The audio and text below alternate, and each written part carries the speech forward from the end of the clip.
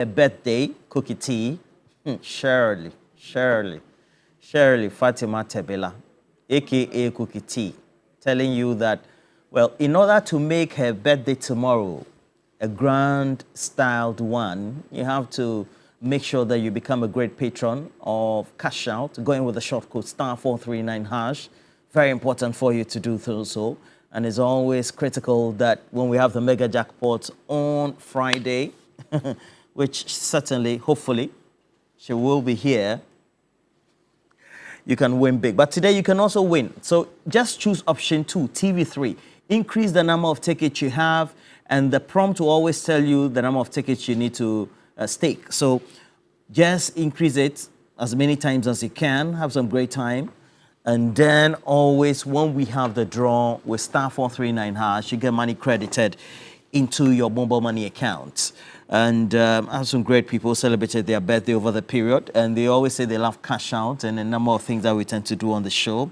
Particularly all the time, the love is always going to Cookie Tea, which I don't understand. These days, Helen is also getting. I think that I wish that was a woman. Maybe a lot of people would have been saying, oh, I love Roland and all that. Oh, Roland, come for that. But this is only the ladies. I don't understand. It's something that I have to get used to, practicing media. But Mr. John Pelly, you are the administrator of the Premix Secretariat, and you're celebrating your birthday. You celebrated your birthday yesterday, so happy birthday to you, John Pelly of the Premix Secretariat. You are the administrator. Wishing you all the best for the day as well. And Mondoke, wishing you also all the best. But for those who have joined us on the stream, we're grateful. Mani Nimani, Mildred Nassar, the rest of the team, Kwesi Mensah. It's a long time I've said some good morning to Lydia Nyaba of the Ghana National Association of Teachers. We have Abigail Daku as well, with the Goma district as well, and they tend to do great work. The Ghana National Association of Teachers. And we have many people also who tend to watch us as well. We're grateful, including Chief Mante, Engineer Asamoah Chum. Wishing you all the best for the day. Please share the stream. Let's have some great time. Today we decided to speak about a very important subject, because just over the weekend I cited a letter from, is it the NIPE, National Entrepreneurship, something, it used to be, yes, I think the one headed by John Kuma and then Kofi Kansan subsequently, and now headed by another. A letter had come in, they said everybody, they are not supposed to come to work, so to speak, because there were some irregularities with the way they were appointed. Some of them were on the role of the presidency, etc. But, you know, after each transition, we tend to have some of these so-called suspension of appointments, dismissals, or perhaps revocation of some engagement, employment, etc. Now, do we need perhaps to undertake an amendment of the Transition Act that was passed in 2012, where explicitly it is put in there that a government that loses an election, knowing that there will be a transition to another government, should not do or undertake employment or engagement of people within the structure of the public service, just to make sure we don't have the recurrence of each time there's a transition, employments that are massively undertaken post-December 7, and to bring difficulties and then animosity for the next government that is sworn into office. I have some great people who are going to help us do some great discussions this morning. We'll get some responses from government as well. I have right here one of the distinguished people who always helps us do a lot of introspection on many issues, Dr. Bernard Tutubuahim. He is with the University of Education, Winneba. He's also a lecturer. He's also a policy analyst as well. But good morning to you, Dr. Tutubuahim. You're looking good. African print. I love it. I love it. And then also I have Hamza Suhayeni. He's also a lawyer by profession. And thank you for joining us as well. Thank you. Great, great. Another legal practitioner is here, Apia Dankwa, lawyer. Apia Dankwa, how are you? Yeah, I'm doing great. Great. He went to Achimota School. Fantastic guy. But let's begin and tell you. Let's take you through a number of the statements that are coming, and Shadrach, our lead producer for the man, will do as the honors. And we'll just quickly take you through. And for example, this one is coming from the NIPE, or NAIP, National Entrepreneurship and Innovation Program. This one is of a peculiar nature because if you look at the rationale for this decision, is because a number of engagements were undertaken without due recourse to what the structures were. So there are follow-ups to resolve related issues of employment of existing staff. It has been determined that the complicity and legal implication of these issues prevent the administration from using operational funds to pay the staff allowances.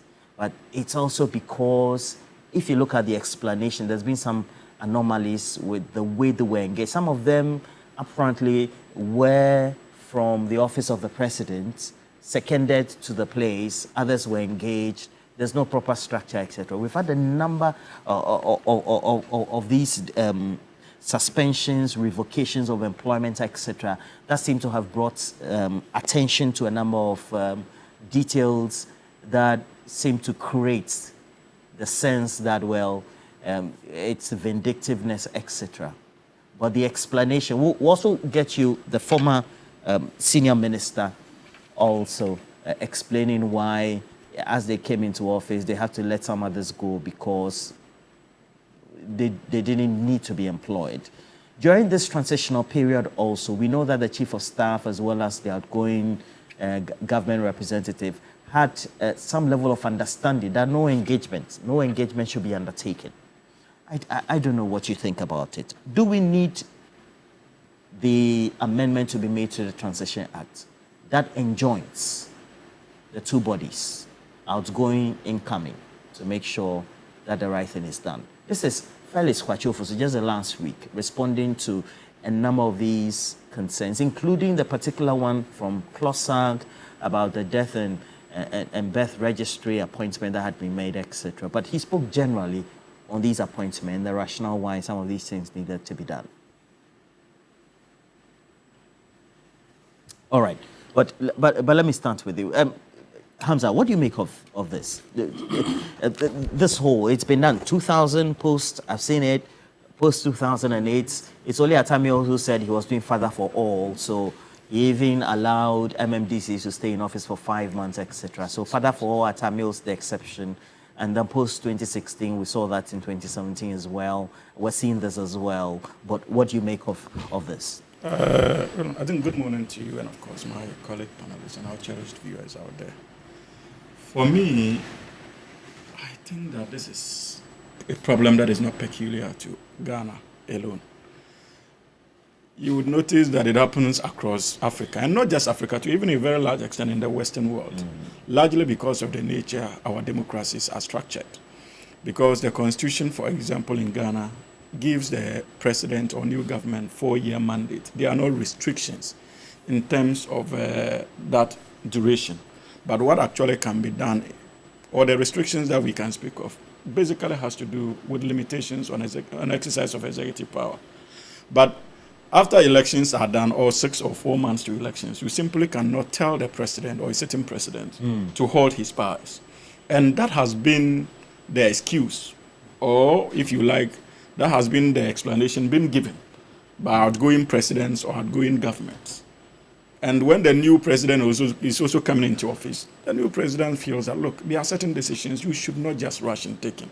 But at the end of the day, when the new president certainly also becomes old and is exiting the presidency, he finds himself in a similar situation. Because in truth, you simply cannot halt the exercise of executive power.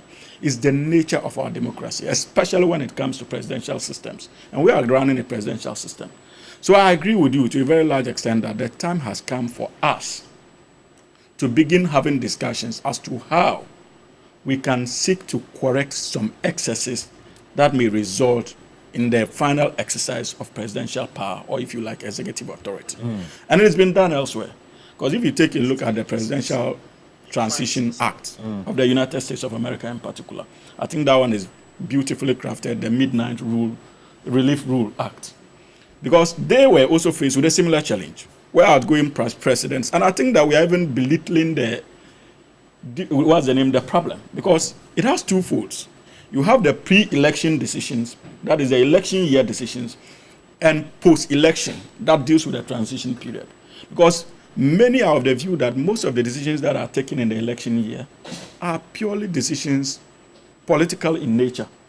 And so even the needed scrutiny from our parliamentarians are lacking, because most of them are also out there campaigning the last year of the term of any outgoing president. And so there's the need for us to have the discussions in such a way that we are not just concerned about post-election decisions of outgoing governments, but even before the elections, what can be done to minimize the effect of political decisions that could have both political and economic costs as far as a new government is concerned. And for me, that is where my interest is. Is it possible for us to also adopt a regulation in place that would make it possible for a new president, if you are uncomfortable with the decisions of the outgone president, to bring it before Parliament, for Parliament to help you correct? Because it is done in the United States of America. Like I indicated, if you look at the MRRA, it gives the new president the opportunity to present most of these last-minute decisions that are taken by the outgone president before Congress for deliberations, for Congress to determine the steps the new president should take. Because, mind you, most of the decisions that will be taken during this period are done, whether they are appointments or whatsoever. You simply cannot say that the people are not citizens of the country. Ghana, they are. Many of those that have been asked to sit at home today are citizens of Ghana. But unfortunately, the last administration failed to do so with good conscience and without recourse to even the economic capability of our country. So any new government that comes into office would be mindful of these economic repercussions and, for that matter, try to halt the system before even it progresses. But it shouldn't be left to the discretion of the new government. I feel that Parliament should have a role. So from where I'm seated, it should have been possible for President Mahama and the NDC government to present these appointments before Parliament for a holistic decision to be taken. So it doesn't become as though the Chief of Staff or the President is exercising discretion to undo what the previous government did. Okay. So there is the need for us to look at our Transition Act, see how we can ensure that we also make it possible for these last-minute decisions to be presented before Parliament, for Parliament to either reverse or maybe allow to proceed. Again, fortunately for parliamentary democracies, their systems are a bit straightforward. Because I know that in Australia, because they run a parliamentary system, sometimes even 6 months before the general elections, Parliament is dissolved. And because Parliament is dissolved, major decisions cannot be taken, even including employment. And because major decisions cannot be taken, the president is left with no option but to be engaged in normal parliamentary duties, like business of the receiving guests from different countries, engage in the normal business of running a state. Because Parliament would not be in session to scrutinize his actions. And I think they call that the caretaker conventions. I think that Ghana should consider the possibility of working around, learning from the US example, learning from the Australian model, that is also in a way parliamentary, and see how we can fuse it together to ensure that we prevent situations of this nature. Look, I'm not sure that President Mahama is excited that many of our compatriots would have to go home because of the poor judgment of the last administration. No president would go to sleep. This is a president who promised jobs. And so you should know that it has not been easy for him to embark on the journey or give the directive that the Chief of Staff is giving. Because clearly, we have to be mindful about what our economy can bear. If you put people on the, what do you call it? If you employ so many people than the economy can support, you simply are engaged in a deceptive way of leading this country. And I don't think that is how he wants to start his presidency. Why is it that President Nana-Addo did not take advantage of the last year, for instance, maybe 6 months before the elections, to make those recruitments? What was he waiting for? Clearly, he knew that the economy could not bear such a cost. And that is why he decided not to proceed, only to transfer that liability in less than a week or two to about exiting the presidency to the incoming president. So unfair. And so I don't think that... So what's your point? You think that it's a deliberate action which was too late in the day, or is just to sabotage a new administration? It could be both. It could be both. And for me, you see, it is either deliberate, intended or calculated to sabotage the new administration, or he was out of ideas, knowing the economic situation of our country. He felt that he could not be able to find the needed resources to sustain such appointments and decided to transfer that liability to the incoming president. So that's why I'm saying that it could be both. But in any case, he did so within the laws of this country, because our constitution mandates him to be president for 4 years. And that is why if you monitor the transitional period, their excuse or defense was that, look, the president was elected to do 4 years. The 4 years period is not over. And so you cannot tell him to stop exercising those powers as president. And that is why I'm saying that there's the need for us to begin to look at our transitional act and see how amendments can be made. So probably 6 months before elections, certain decisions of the president or the executive would be halted. Or just after elections, during the transitional period, it should be possible for us to fetter the powers of the executive. And if we fail to do so, it should be possible for the transitional provisions to make it practicable for us to present all decisions, whether recruitments in the public agencies or whatever, before Parliament for eventual decision, so that the new president, based on those recommendations from Parliament, can decide to act. I would have been so excited with these mass dismissals if the presidency had compiled the list of those who were employed later in the day, presented a holistic picture of the economy to Parliament, and leave it in the hands of Parliament to take a decision, because that is the hub of the people's representation. And when those decisions are taken, recommendations are made to the executive to be implemented. And I'm actually liking the responses of some of you who are watching us on social media. For example, Neboy Jefferson says, I would have wished the president maintained them as a caveat for that canker to be stopped. But here lies my question. And this will, I want to reserve the legal issues also for you as well when it comes to how we can do that. But here lies the question. The former president, of course, may so rest in peace, Professor J.A. Mills, seemed to have adopted that posture and so acted same. But it looks like it wasn't replicated post-2016.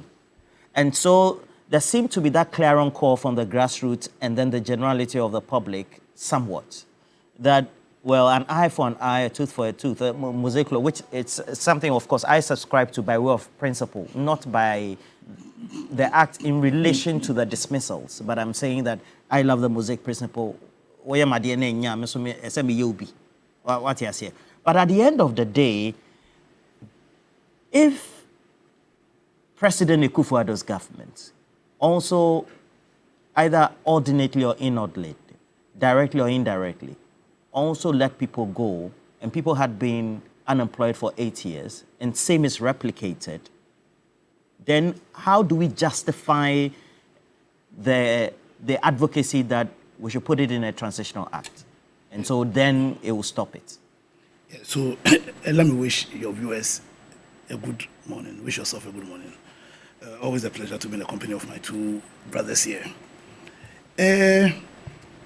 See, I think within the story lies a bigger issue.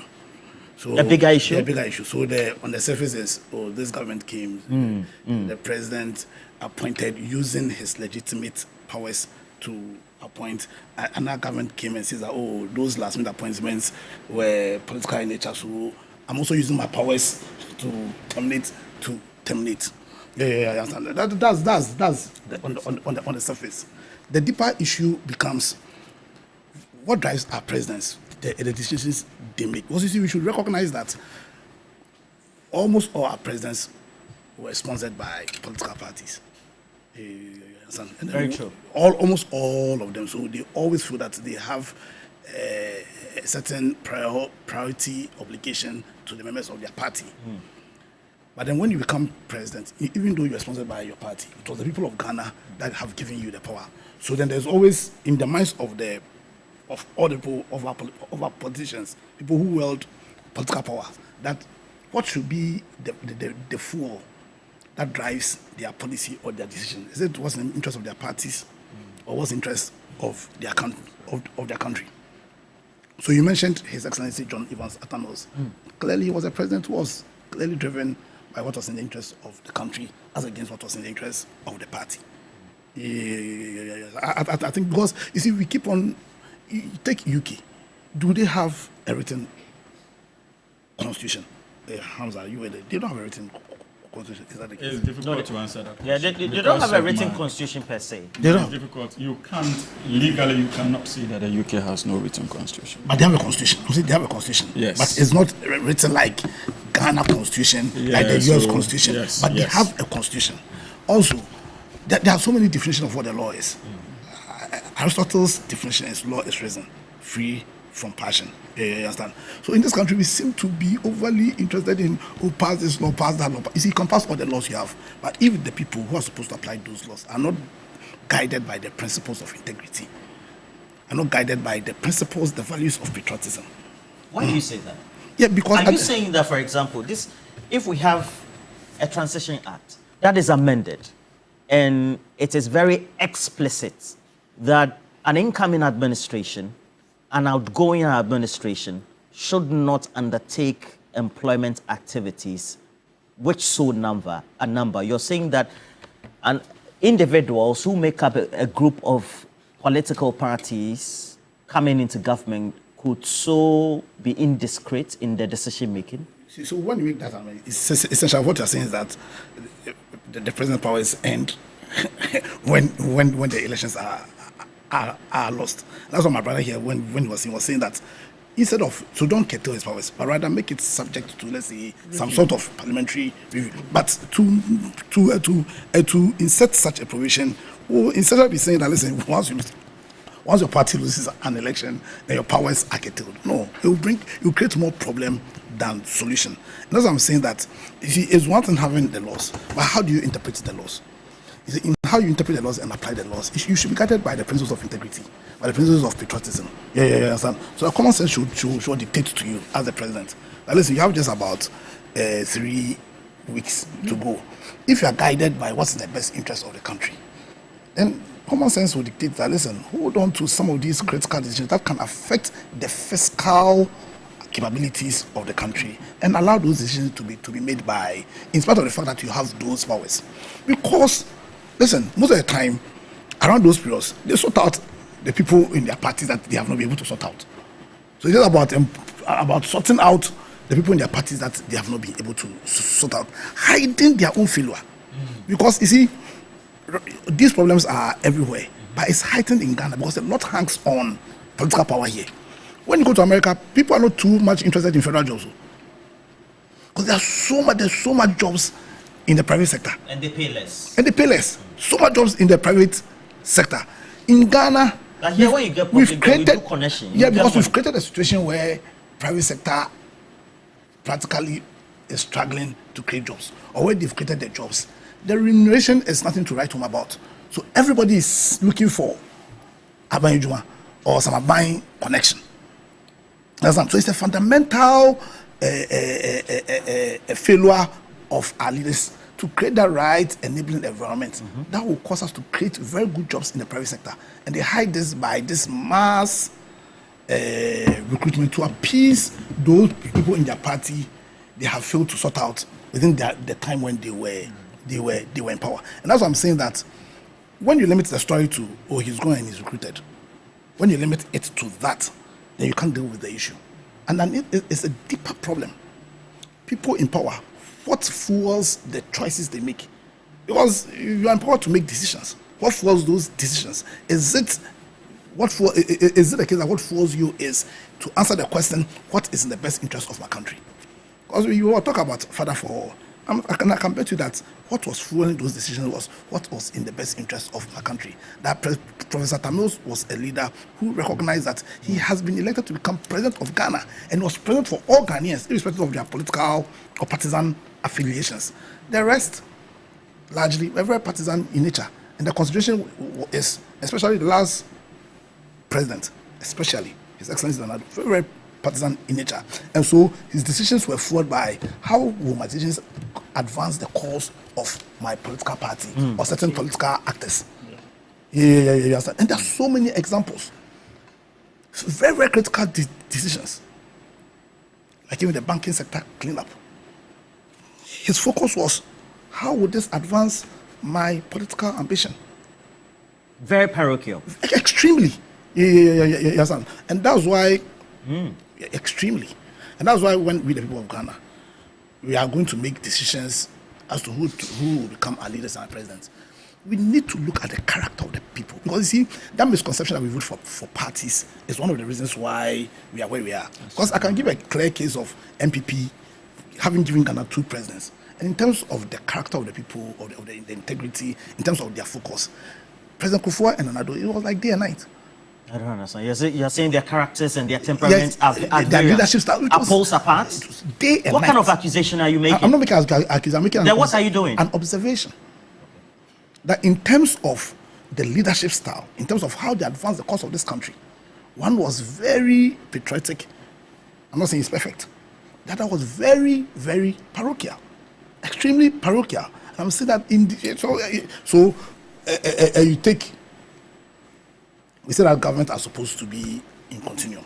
You take His Excellency John Mahama, 20, and then I was telling my brother Sweeney right now that one of the problems I have with the NDC is that they fail to give the president that they sponsored, because the president is also president for all, the needed communication support to explain certain policy decisions.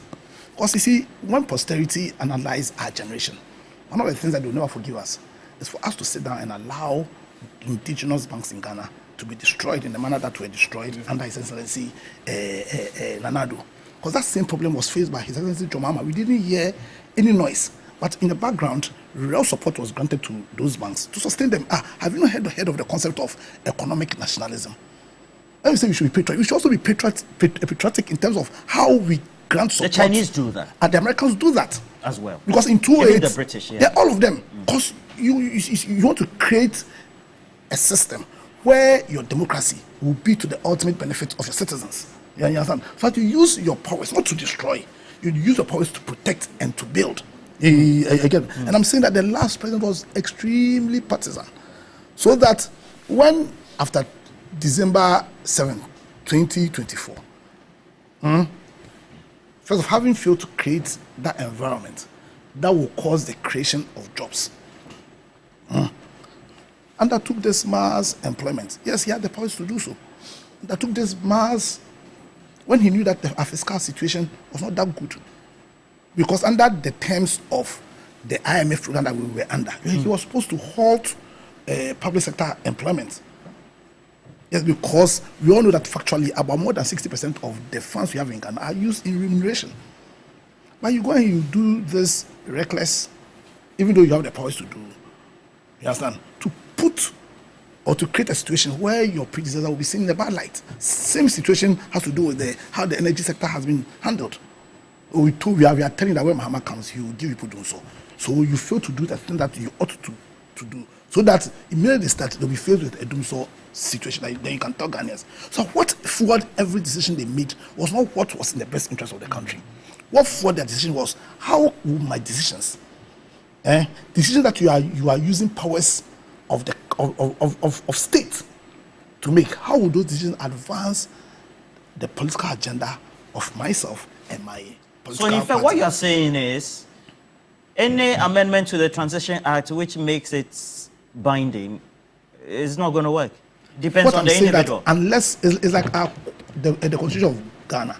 To be honest with you, now we are calling for, we need some reviews. But the bigger problem is not about the review. The bigger problem is about the people and the people who interpret it. I'm saying unless and until we find people who are forward by a sense of patriotism, nationalism, as against partisanship, then you can do whatever amendment you make. It won't benefit us. And that's why I'm saying that when the people of Ghana, when we are making our choices, we should be guided by the character, the values of the people. Example, so let me give you a last example. You know, in Europe, they've created a system such that they know people. So when you mention Hamza, they can tell that when Hamza becomes president, this will happen, this will happen. In fact, you know that U.S. Civil War. Because of the trail of their principles. Because they know what Hamza stands for. So you know the U.S. Civil War. You know the Civil War didn't start when Abraham Lincoln became president. The Civil War started immediately Abraham Lincoln won the elections. Because the South knew that once this man has won the elections, then there's likely to be an abolition of the slave trade. So then South Carolina seceded immediately. At that time, he had not become president. So you must create a system where, let's say, when Hamza, let me use an example. Hamza puts himself up for any position because if Hamza is president, this will happen. You know the Christian people have won the elections in Germany, and already they are predicting. That's Frederick Merz. They are already predicting. We just vote. We don't know what people we are going to vote, what they stand for. We just vote their positions on very critical issues that will affect all of us. So we just go and vote. You understand? So in essence, all I'm saying is to solve the problem, solve it holistically. We need to delve into the issue deeper than we are. And the issue is not simply about this guy recruiting, but it's about what fuels the people that we grant our political powers to. A very interesting point the two of you make there. But I don't know what you think about it. If we have this amendment made to the Transition Act, would it stop this perhaps a 2-term period since 1992 where we've had the transition from one government to the other, and these mass employment that are undertaken post-December 7 to stop? Because the explanation now being given today, just like it was given before, was that it's been done. And so I'll give you an example. In 2017, where the suspension of recruitment of health professionals, for example, was undertaken just in early February, just around this time around. What date is it even? It's even on the 10th or 19th, thereabout. And the 10th. And this one clearly is a missive or a notice to all heads of agencies saying that with reference to the letter thereof, there should be suspension of recruited nurses and other health professionals that had been undertaken by the first John Dramani Mahama government. And the newly assumed Akufo-Addo government then sent this, led by its health minister, that over 8,600 nurses and health professionals, there should be a suspension, and went on to clarify that the notice of the suspension is not a cancellation of their employment, but rather to allow the health ministry at the time finalize so-called issues related to their financial clearance. It's the same justification again being given.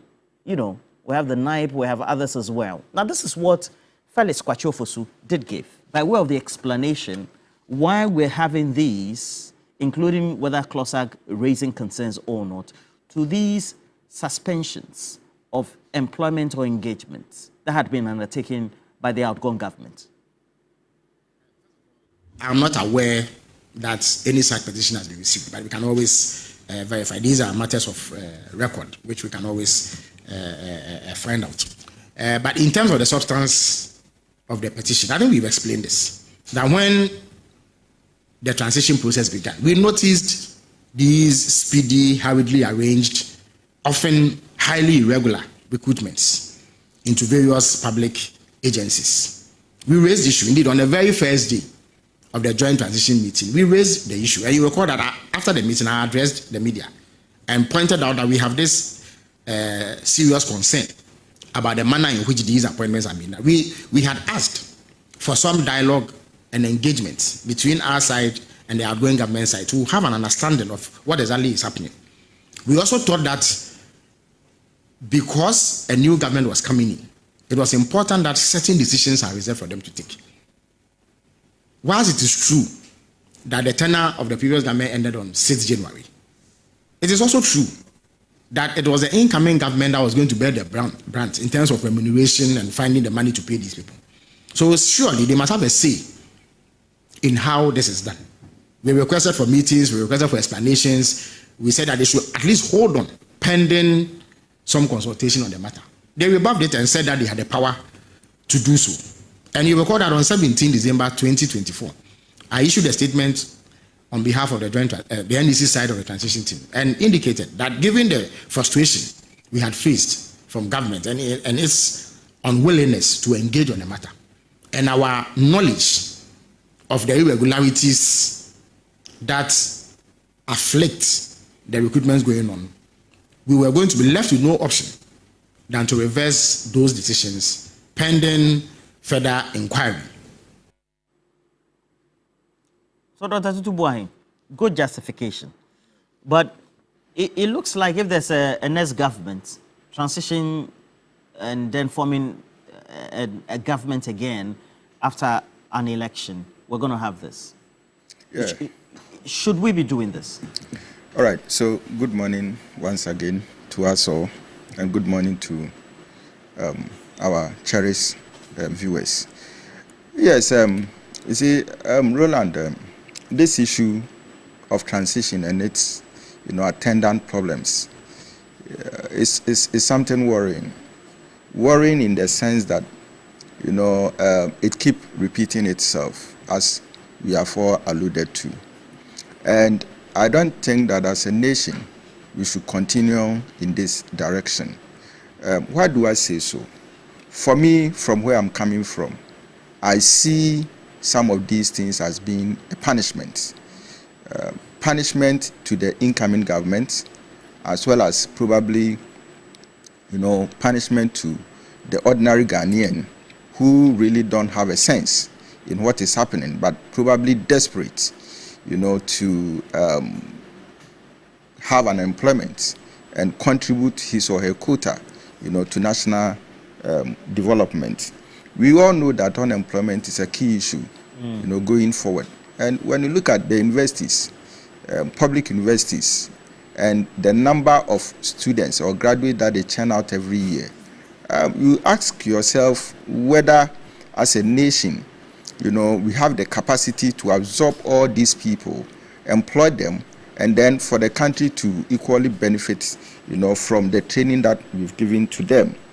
And I believe that going forward, we need to do so much. I think you've mentioned the late Prof. Samuels.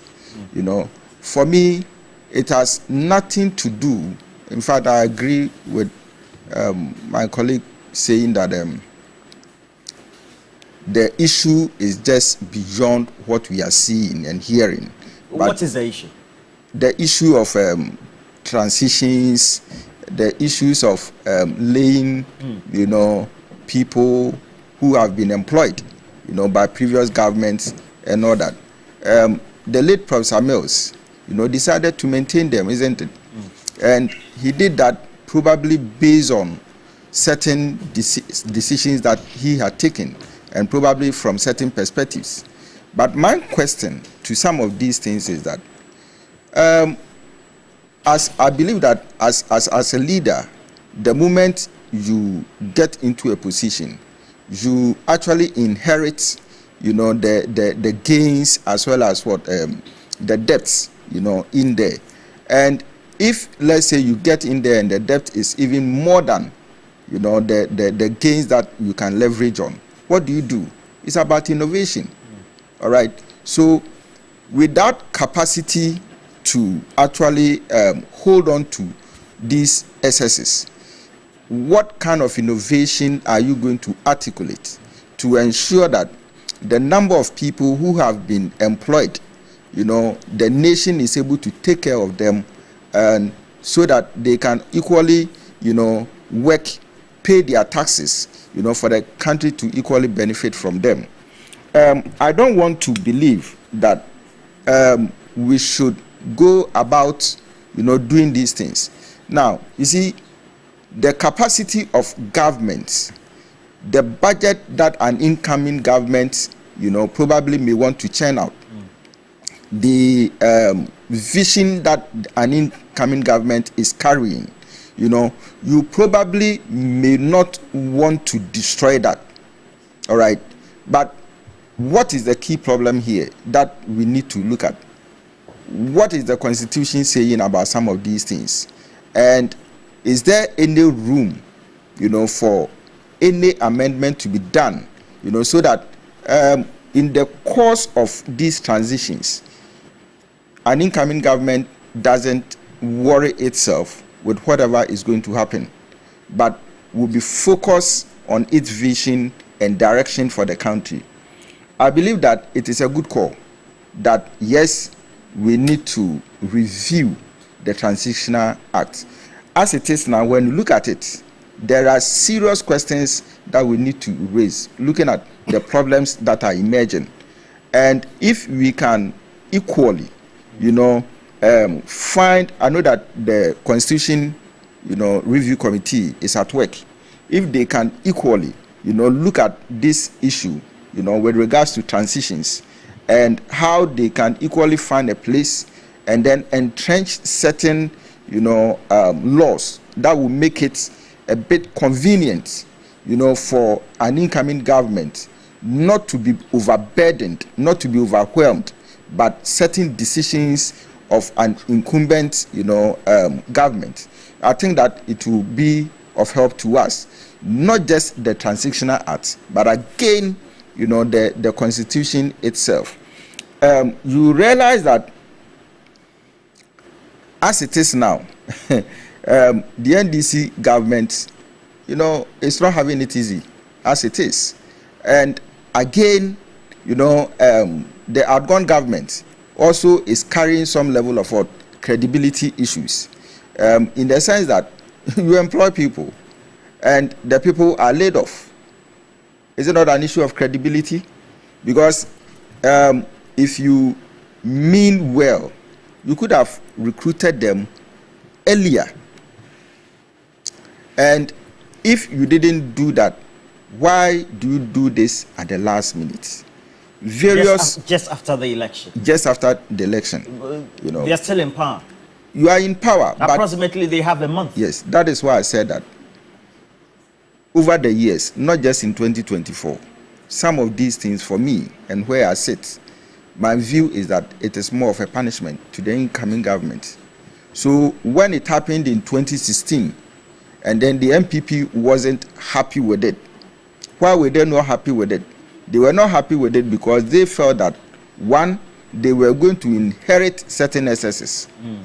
All right? They felt that the NDC could have done it earlier, which they didn't do. I mean, not just employment, even contracts. Yes. We heard of, for example, road contracts exactly.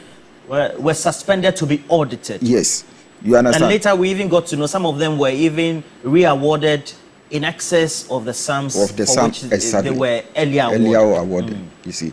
And, when it gets to that level, then the outgone government will suffer from credibility issues, because whoever is coming is now using it to even strengthen a kind of propaganda against your government. All right. But I feel that going forward, we must understand that, look, as a nation, we don't need to be doing the same old things expecting that we'll be getting new results. It cannot work anywhere. That we cannot continue like We cannot continue like this. All right. And I will agree again, once again, with the idea that the people that we select, the individuals who we select to lead us as a country, as political parties, we need to look at them very well. Beyond that, even our own, the ministers, all right, that we even bring on board. Party leadership is very, very important. And if elsewhere, people can predict, what is going to happen in government because a certain candidate has been voted for, then I think that as a country, we are not being serious at all. Which individuals are you talking about? Who was voted for that you think was not fit for purpose? Of course, matched all the criteria, the indicators. No, but I am just trying to make a general statement. So you're not alluding to anybody in mind. No. What if this is what I'm saying. I'm just drawing on the point that my colleague made. All right, with regards to Abraham Lincoln, right? Yeah. Yes, and the fact that once he was voted for, people now realize that based on his philosophy, based on his beliefs and ideological positions, slave trade was going to end. And people who didn't support it, have to, come up with certain, agenda, to which led to some civil war and all that. Yes. And he even cited the just ended elections in Germany, indicating that people have started, they know exactly what is going to happen. And that is what I'm saying, that you see, looking at where we are as a country, we don't have to be doing what we were doing in 1957. We don't have to be doing what we were doing in 1992. All right? But we need to take certain decisions that at least can propel us, to run faster than even certain countries, ahead of us. And this is what I mean, that, you see, we follow, good examples. All right? So if we are picking somebody like Roland to be the head of the new day, all right, then, of course, we know your virtue. We know the kind of vision. We know how you can lead and the kind of innovation that you would bring on board to enhance this program and give it that kind of credibility that it so deserves. All right. And so that is what I'm talking about in terms of leadership. In this part of the world, we all know that leadership is by innovation. That is, if you want your country, to move, the way it has to move. All right. So if we are picking a leader... did it all. I've started at Ameyaw. Ameyaw did it. Yes, I've started him. It didn't work. Is that, so what are you saying? How didn't it work? I don't know. Roland, because it worked. He did the thing. Yes, the thing it was work. In his term it worked, but the subsequent government have decided to neglect or to abandon that kind of, direction, and they have gone the partisan line. They've gone their own way.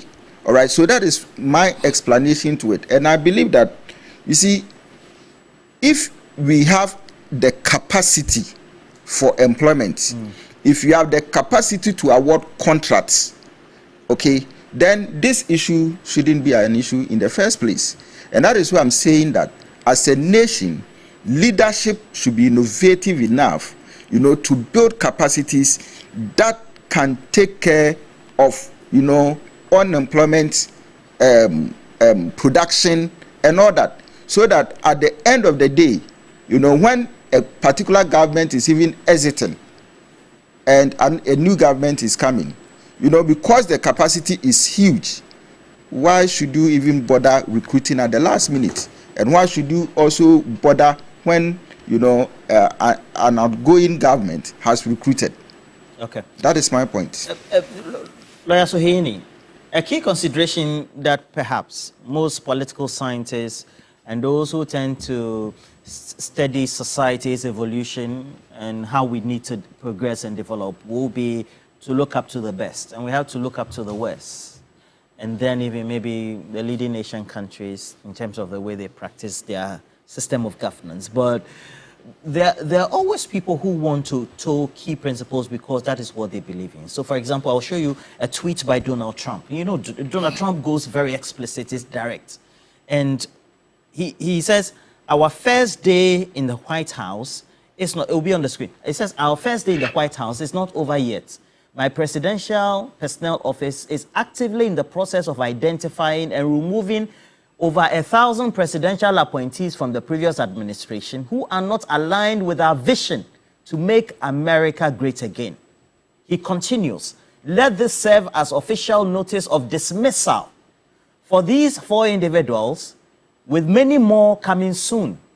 First day, Lawyer Sohini, the thing has not ended. He even ends and says, Jose Andreas from the President's Council on Sports, Fitness and Nutrition, Mark Milley from the National Infrastructure Advisory Council, Brian Hook from the Wilson Center for Scholars, and Keisha Lance Bottoms from the President Export Council. In capitals, you are fired. So if President Mahama, or let's say Nana Addo Dankwa Akufo-Addo says you are fired, whether it's put in the Transition Act by way of amendment, shouldn't matter. If the president says that your appointment, whether en masse or not, do not align with my vision? Absolutely. See, so you need to contextualize President Trump's tweet in the sense that, unlike what happens in Ghana, I'm sure you all agree that when President Nana Addo was elected, he made some appointments at the presidency. Most of these appointments, like the senior minister, someone in charge of his state, you name them, who were helping his administration as president. And when he exited, most of these people didn't have to wait for the new president to fire them. In the United States of America, it is not done that way. Sometimes you may be fortunate enough, even though you were appointed at the presidency, and here we are talking about the presidency, not just the public institutions. You understand? So clearly, what he did, even provisions are not made for it in their Midnight Relief Rules Act. It is something that we have found a way of dealing with in Ghana in a more matured way. Because most of these appointees don't even have to wait for the new president to come into the presidency and ask them to go. They go with their appointing president. And that is why we don't have that noise. But if we had a situation that even the senior minister, Osofo Mafo, had remained at post when President Mahama won the presidency and eventually sworn into office, be rest assured that President Mahama could have you are saying fired. If you know that you are appointed within a certain period and by way of morality and principle, post December 7, you should know that you are going with the outgoing president. I'm saying that Trump had to. He reached this point because their politics and their administration at their presidency is different. That of ours is different. This tweet can be better understood if you can contextualize it. It is not about public institutions. It's about those who work at the presidency. And I'm saying that when Nana Addo was leaving, he left with most of them. Today, President Mahama has appointed even a minister of state in charge of climate and energy transition at the presidency. When there is a change of government, such a minister would not wait for the new president to fire him. He goes with President Mahama. And so we may not have a situation of this nature. But of course, there are other public servants or civil servants who work at the presidency. They may be reposted or transferred elsewhere if the president finds it difficult to make do with their vision as to how this country should be governed. Because the president, remember, won an election based on campaign promises. And so he would need like minds, especially at the presidency, who share in these promises that he made to the good people of this country to help him implement them. So any president will do that. But you see, I disagree to a very large extent with Dr. Bernard when he said, and of course my own senior counsel, when they said that the problem with this country is that we are unable to predict the nature of our leaders. I don't think that it is accurate, with the greatest of respect. You see, even before President Mahama ascended the presidency, we all knew that we are dealing with a gentleman. We are dealing with someone who respects all shades of opinion. We are dealing with a character who is more accommodating. And we are dealing with a personality who even his own political party had issues with because of his accommodative nature, and even had doubts as to whether when he eventually ascends the presidency again, he would not be so accommodating of the opposition party. These were the fears even NDC people expressed. So clearly, that tells you that even the Ghanaian people understood what President Mahama stood for and the kind of person they were bringing into office. Again, prior to that, when Nana Addo was being presented to us, many Ghanaians cautioned us, including leading members of the New Patriotic Party, as to the kind of personality that we're gambling with. I don't understand. What do you mean by leading? The likes of Kofi Kumsin told us that with Nana Addo as president, they would not be able to sleep because they worked with him and they understand him better, and he meant he would not be able to lead this country in a way that would be befitting of his president. Were we not cautioned? So clearly, they knew that this is the kind of person who was campaigning to be president. So if you tell me that Ghanaians have a difficulty in understanding the principles or what those presidential candidates stand for, I have my reservations. You see, for me, I think that the challenge is in our laws. And that is why I agree with you, Roland, to a very large extent, that there's the need for us to look at amending the Transitional Act. If you look at the current Transitional Act, under I think Section 6, it only makes reference to handing over notes. There is even no time frame as to when they have to start preparing those handing over notes. The only ceiling is that presented 30 days before the general election. That is inadequate. And what I'm saying is that, look, most of these institutions, most of these appointments that are made, for all you know, they are legitimate appointments that should be left. So if you make it in such a way that a new president can carry all departmental heads, say, to Parliament. So Parliament, through a committee, listens to, say, Ghana Revenue Authority, per the reports, midnight rule appointments. You have appointed 200 people. Let us look into your books. Justify the appointments. At the transitional table. No, that is in Parliament. Okay. If you have it in your transitional committee, because the president would have raised those red flags, the new president would have raised the red flags. Probably compile the report with the aid of the Minister of Finance.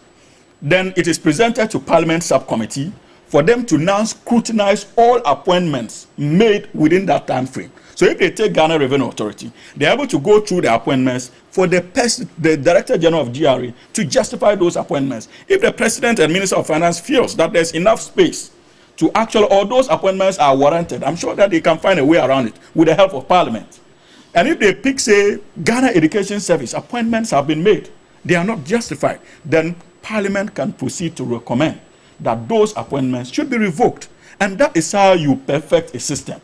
We cannot rely on the good deeds of our presidents or people we elect as president. My brother, you see, I understand the passion that, look, our presidents themselves should use their sense of judgment and know that at this material point, they shouldn't be taking certain decisions. But we are dealing with human beings. At any point in time, you are going to have a president like Nana Addo Dankwa Akufo-Addo. And when you are confronted with such a president, then we will now go back to the drawing table again and be having discussions about possible amendments to our laws. Why don't we just take advantage of the current situation? We are dealing with a president who listens and is also progressive. Let's engage President Mahama.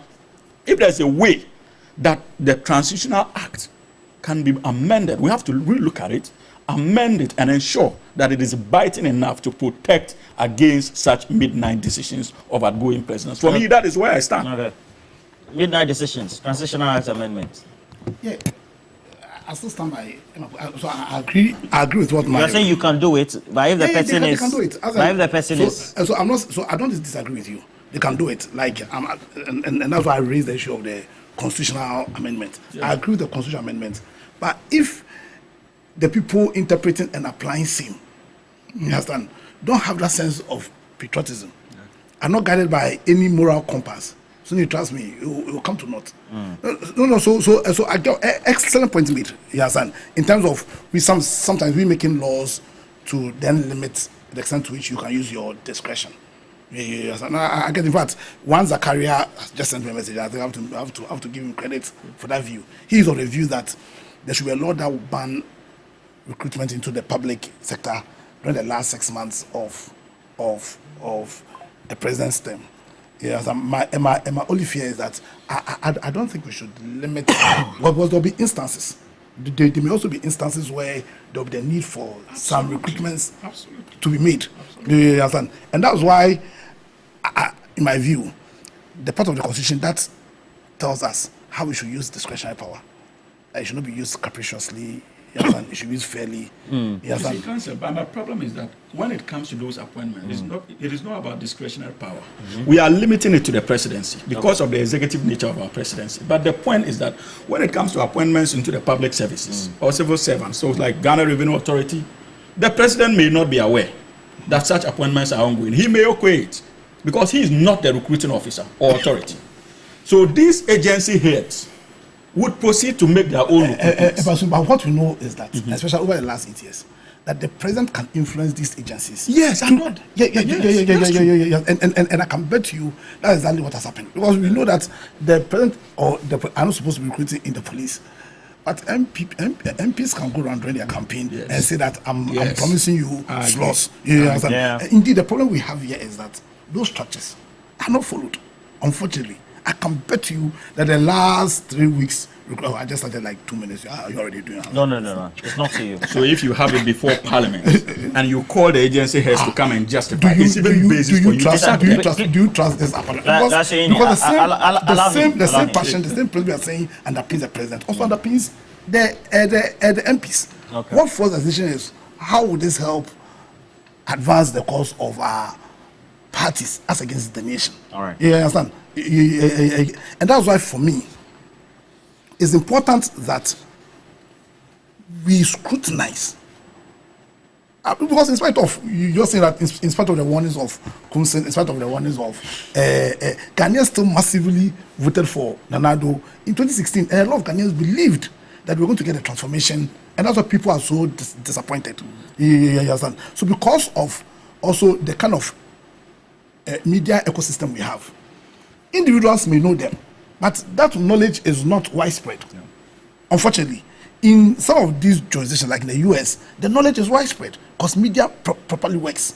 You understand? So yes, individuals may know them. It's like, I don't even know, so because Kumsin says that if Nana Addo becomes president, then he can't sleep. So the people should just take it to client sinker. I think in 2016, the manner in which the people voted, and the fact that in all the 4 elections or 3 elections Nana Addo contested, he didn't get, I think his lowest percentage was about 47%. It tells you that largely the people believe that he had what it takes to run the country and run it well. Okay. You understand? So for me, I hear what my brother is saying. To a large extent, I agree with him. To a large extent, yes. As in, if we can limit some of these bylaws, let's do it. But it does not also take away the deep-seated problem of we voting for people we don't know. We vote largely on his MPP. Have you not heard people say that if you bring Adre and you vote for him? You understand? So at the end of the day, monkey. So you mean to tell that you don't know? I understand. No, I just wanted to. So you all don't know Adre now because you are fair. Because you are fair, and you don't know Adre. You see, the point is, sovereign power belongs to the people. Sovereign power belongs to the people. We take decisions every 4 years, and as part of this responsibility to make those critical decisions, there's an obligation on us to deliberately find a way of knowing the values, the principles, the characters of the people we are going to give very critical decisions to. Because at the end of the day, it is human beings that will interpret and use some of these. So let me give you one last law. You know, in America, since 1776, I think their first president was elected somewhere in 1780 something. There was no clear law that said that you couldn't go for 2 terms. And that by convention, nobody attempted to stand for more than 2 terms. The issue arose when FDR decided to go for a 3rd term. For a 3rd term. And then, so for more than a century, even though there was no clear-cut law, no American president felt the need to go for a 3rd term. It was Roosevelt who decided that he was going to go for a 3rd term. That's what I'm saying, that you see, the human being, the character of the person is very critical. Yes, so I agree with Suhini. We must try and limit those powers as much as we can. But most importantly, we, the repository of real power, must look beyond the party affiliation. But there are so many of our politicians, without the parties that they join, they'll have no credibility. We should look beyond the party affiliations. We should look beyond their tribe, and find a way of knowing what makes them tick, what their values and principles are. You understand? And then when we're making those decisions, we'll make decisions which are in the best interest of the country, and we'll choose people who show consideration, like Professor Atamil's consideration was in some of these very critical decisions. This decision I'm making, is it in the best interest of my country? All right. So I have a couple of comments, and I always love it when a number of you also tend to contribute on social media. So I have Desiree Marvin, who says, it always depends on individuals and not the law. But individuals always find a way around laws, which is true. So we have democratic despots, right? You always find that they find a way of sending you to court. So I have a friend who was a leading procurement person. I mean, he was the boss, director, is he director or something like that, in one of the state enterprises. He was posted to somewhere in Sunyani. He was there first in a room of 2, then subsequently they took him to another office in a room of 4. The essence was to frustrate him to stop. And he was still being paid what he was due at the headquarters right here in Accra. You also have such experience, Dr. Tutu Boying, don't you? Yeah. Of people. All right. Nabil says that the stick that is used to beat the senior mother is the same stick that will be used to beat the junior mother. We hear. And then we have a couple of messages, and Lebene Ahiabo also says that, look, an eye for an eye, a tooth for a tooth. What is good for the goose is also good for the gander. We'll see how that goes. But we also know that Professor Akumfi, Professor Ameyaw-Akumfi has been arrested. Where we are told that is because of a matter in relation to the Sky Train, so to speak. We know that $2 million was spent for a project that was supposed to be worth around $3 billion. The Sky Train project was supposed to have been built, you know, where we're going to have it's supposed to be what they call monorail. So you find it, so for example, Tema it will be on pillars, like the way it is in China. You go to Sichuan, some of those nice places, etc. And we've been seeing a number of these detentions, but the substantive, the detention, and then subsequently the bail by the former BNI, that's NIB now, of Professor Ameyaw-Akumfi over the Sky Train matter, if that is the case. What do you make of it? Do you think it could have been better handled, knowing who he is, how he's played a role in public service, etc.? Yeah, so with his persona, you see that Professor Ameyaw-Akumfi, for instance, is someone who is no mean a person in Ghana when it comes to education, when it comes to politics. He has actually achieved. And so I was a bit surprised to have heard that, you know, he has been picked up. So I was trying to ask what might have been the problem. And even though the initial reports didn't state exactly what he has done, I think that this morning people have actually attributed it to news reports. News reports, yes, has attributed it to, you know, the issue of the Ghana Infrastructure Investment, you know, fund, and then again to the procurement, you know, issues. I think it was one time the board chair, you know. And with this issue about the Sky Train and its problems, I was a bit surprised that, you know, we've not even been able to fix, you know, the railway lines in Ghana. Then all of a sudden, the ground rails. Then all of a sudden, we are now looking at the sky, you know, and the kind of... At the time, you didn't say anything, Dr. Tutubu. Actually, didn't speak to it because I had not gotten the opportunity, you know, to, you know, speak to the matter as I am speaking of today. And I believe that I was, it was a bit out of place, you know, for us to go and do feasibility studies, you know, with the Sky Train. And if you are doing feasibility studies, then of course you are thinking about whether it is possible or it will not be possible, and then its readiness. But I keep asking as to whether Ghana is actually ready, you know, for such, you know, a venture. Why not? Why not? Because you see, money, you know, has its time value, right? So if as a country we are dependent on foreign aid and we have money, you know, to spend for feasibility study, which probably will not take place today, in about 20, 30, 50 years time, why can't we channel that money into a useful need which is pressing today? For instance, you know, the Grand Train, you know, issues. When I was growing up, I knew that from Kumasi to Accra, you could use the rail. And these days, you don't even hear the sound of a train again, you know. So why can't we channel that resources in there? Yet, we felt that we should go in there as a country to do that feasibility study. But in any case, when Dr. Kwame Nkrumah started the oil exploration in Ghana, how many years did it take us, you know, to get there? And even when President, you know, Akufo came, you know, it took him about 4 to 6 years to do that, you know.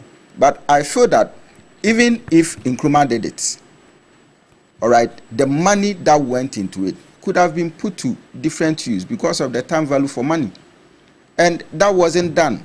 Now we are also picking up over, $50 million or so to go do exploration, to go into the feasibilities of what?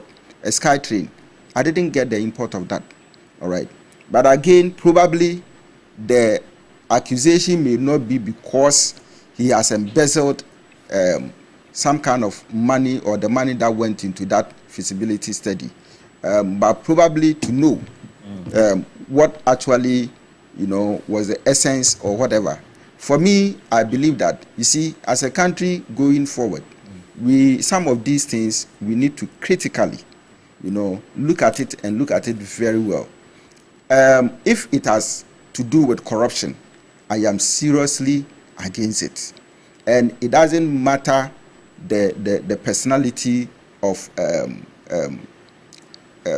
Professor Ameyaw-Akumfi, right? If he has sort of, he didn't do his work well, what's the name that they gave to it? Causing financial loss to the state, all right?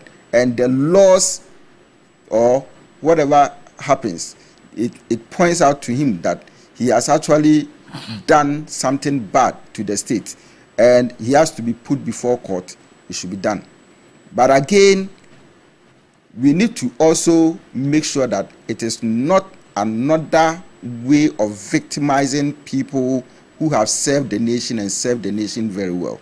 All right. For the NSS issue, I think that initial reports, media reports indicate that it is a no.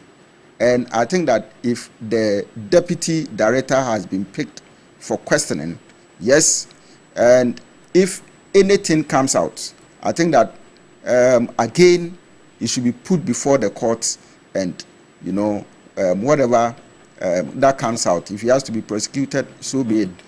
My point is that, you see, some of these things, when people are found culpable, and you are going to put them before the court, how long is it going to take? That's my question. Is it going to be watch my back, so I watch your back, kind of theory that will be practiced in courts, knowing very well that if I put A in jail, the next time it is going to be my turn, and so I must just delay the process in such a way that his or her government will come to power and the person will be freed. I think that some of these things, Ghanaians, we deserve better. And we need to, as it were, give, our due, to us. And the president, once he has shown that kind of commitment to fight corruption, I think that, yes, it is good. But he should also look at other behaviors, that are not consistent, with, his resetting agenda. You see, it may not be because the past government has committed certain, behaviors like corruption and all that, but probably other governments, other past ministers, directors, and board of directors, their chairs and all that, they may equally have, done something wrong since 1992. Are we saying that all those people can go scot-free whilst the immediate past government officials suffer? Okay, I think that this fight against corruption, we need to probably go beyond, the immediate past government, and then probably look at others, so that going forward, people will know that you cannot just serve and then put your hand into national coffers and then for the purposes of gratification, you go scot-free. Okay. Just in 3 minutes, the picking up of the individuals related to the NSS scandal. You've seen the scandal, some of the reports by the Fourth Estate, individuals who have their pictures, names forged fraudulently, the names put on the payroll, the government of Ghana paying excessively for it, etc. I think, first of all, there's a need for us to appreciate that most of these actions are expected, especially with the coming into force of the NDC, power of the NDC as the new government of the day. And it is clearly also in line with the promises that they made to the Ghanaian people. And for me, I think that instead of just looking at it as the NIB inviting people for questioning, we should also begin to see it as a manifestation of the government's commitment to fulfilling its campaign promises. Because from day one, we indicated that one of the fundamental pillars of our resetting agenda was accountability. We understood, even in opposition, that the economy of this country was so badly injured that the only way you could carry the people around was to guarantee them some semblance of accountability. And so there won't be any successful economic recovery if we are unable to bring people to justice, because the Ghanaian people would not be willing to support any economic measures of this new government if they are not assured that there are moves to at least punish those who led us to this stage, either by their greed or corruption or incompetence. So it is a manifestation of our campaign promise, and the government needs to be commended. But it should not end there. It should not end there, in the sense that, look, we must find a way of punishing people so that our own appointees would take a cue and be careful not to engage in similar acts, because the MPP would be wounded and be more than willing to reciprocate the gesture in the unlikely event that they win power in the next 8 or 12 years. Definitely. So our appointees must equally take a cue. That is why the punishment should be severe. But one thing I shy away from doing, Roland, is to conjecture when it comes to investigations of this nature. I know that the NIB, by the act establishing it, is empowered to invite people for investigations. And it can border on issues of security and even our economic security as a country. To the extent that they have not made any public commentary as to why the likes of Professor Ameyaw-Akumfi had to be invited, I try as much as possible from running away from conjecture. Fantastic. Except to say that we should give them the needed cooperation, the needed support. I'm glad that they are not doing it outside the law. They are doing it within the law. Let every former appointee appear before them, have a say, and the Attorney General maybe would have a look at the investigations and advise the government accordingly. If certain prosecutions need to be done, I am sure that we have more than what it takes to ensure that we carry out successful prosecutions. But until such a time, let us not jump the gun by preempting the reasons why they have been invited. We have not been officially communicated to. Right. And that applies to even the National Service scandal. Yes, the Prof did its investigations. There were certain worrying discoveries that were made. The government undoubtedly is interested in finding out what went wrong. Let us allow the investigative bodies to do their work. At any point in time, we are communicated to as to why these individuals are investigated. For all you know, they may have been invited because of unrelated issues, even to the Sky Train, or if you like, the so-called ghost names. So let us give them that space to do their investigations. But I can assure you that the NDC has learned useful lessons. And with President Mahama in charge, the NPP, those, especially those who are guilty and know that they are guilty of corruption, must brace themselves up, because it is not going to be business as usual. People must account for their stewardship. People must be made to bring any amount of money, any penny they took out of this country, either into Guyana or any other country around. People must be brought home to account for their stewardship. So because okay. their I don't know why you mentioned Guyana, but it's okay. It's okay. You want to, I think that you don't know that. You don't know that we have a president relative whose only business destination now is you won't say Guyana. anything again, All I right? say is that the day of reckoning is here. The day of reckoning You know, is last here. year I was talking about that there shall be a day of reckoning. Yeah, that's for you, dear. Yeah, so the day of reckoning is here. You and Solo and Ameyaw-Akumfi, day of reckoning, GTP. Now, I have a couple of messages. Let me just run through them quickly. Good morning to you, Mr. Kofi Nyantichi as well. A great man, great mentor.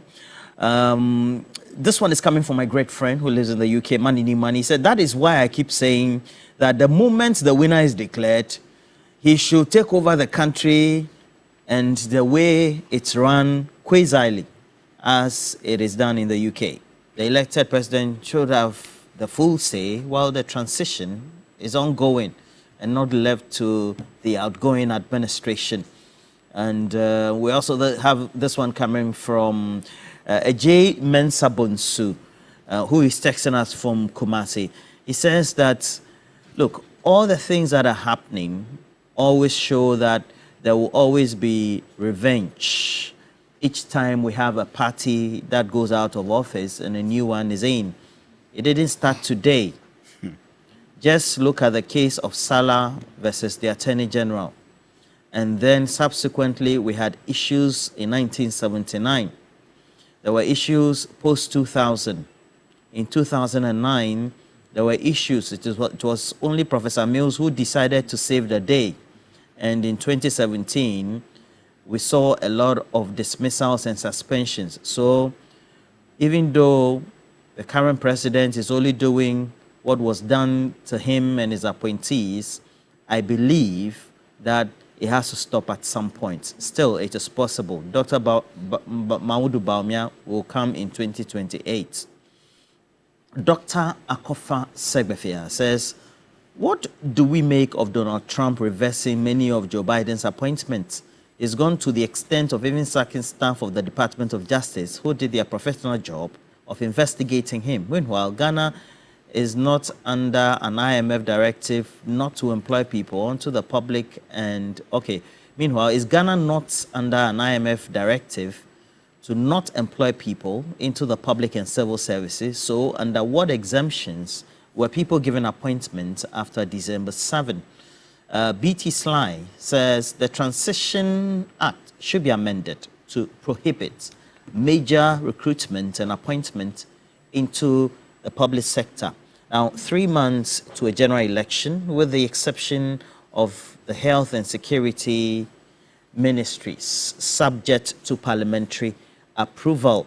And so Yantichi says, well, I believe that intended recruitments, the status of recruitment as well as offer of employment should be indicated in and during the transition period instead of offering actual employment. It makes a lot of sense. Mr. Stephen Peng Inwa, good morning to you, Mr. Peng. Firing of employees is not new. 2002, the entire employees of the National Mobilization Program were dismissed by the MPP government of J.A. Kufuor without any reward. The same J.A. Kufuor government implemented the single spine pay policy in the last week of its administration. The financial burden was laid on the Atamil's government. Roland, the MPP is fond of doing these things. Stephen Peng, thank you for the message as well. And then Richmond Sechi also. But thank you, gentlemen, for passing through. Lawyer Sohieni, as well as Lawyer Apia Dankwa. Dr. Tutu Boahim, thank you very much. I wish you a safe journey back, okay? Next, we'll bring you a sports, but again, we have cash out. It goes with a short code star 439 hash. Try as many times as possible. Become one of those lucky winners. So it means that you have to stake as many times as you can. As you choose option 2 with star 439 hash, you have to increase the number of tickets you have, and then you become one of those lucky winners each time we have it. Star 439 hash. But also I have to tell you that while you try as much as possible to increase your stakes for star 439 hash cash out, you also perhaps maybe looking for the perfect spot to unwind, enjoy great vibes, and also feast on amazing food. So look no further than L Lounge Sakubono. L Lounge Sakubono, your ultimate hangout spot. Make sure that you go there. So come to L Lounge Sakubono, your ultimate hangout spot, Wednesdays. So these are the array of events they have. Games night, free wings with every drink or cocktail. On Fridays, there's the mix mingle night, great music, amazing people, and unlimited cocktails. And on Sundays, there's the traditional buffet with live music. Enjoy authentic local cuisines or dishes with soothing live band.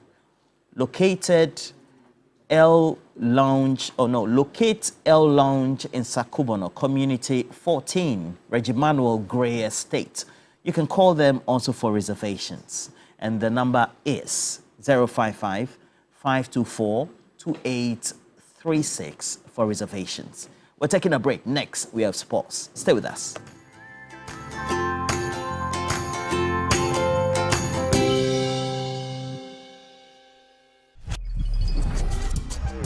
Download OneXBet app and enjoy the variety of sports anytime, anywhere.